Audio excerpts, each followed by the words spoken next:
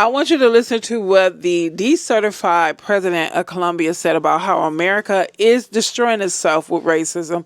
He also spoke about their lack of action when it comes to Israel and what they're doing to the Palestinians. He also mentioned how the violent war against drugs in his country was ineffective and they had to try another approach. But this brought to mind what someone who worked on the Nixon administration said about how they use the drugs in America to target and terrorize the Black American community.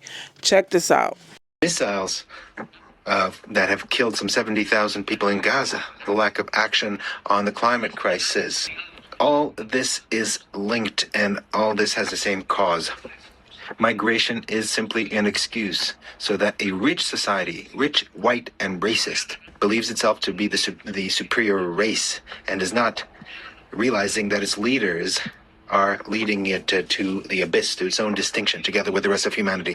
Violent war against drugs was a failure, and I replace it with an effective anti-trafficking policy. But the system of racial control didn't just disappear, it evolved.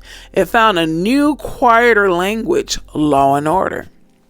In the 70s, President Nixon declared a war on drugs. Years later, a top Nixon aide, John Richmond, admitted the chilling truth behind it. He said, "We knew we couldn't make it illegal to be either against the war or black, but by getting the public to associate the blacks with heroin and then criminalize them both heavily, we can disrupt those communities.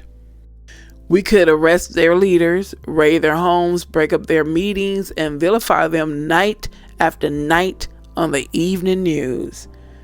Did we know we were lying about the drugs? Of course we did.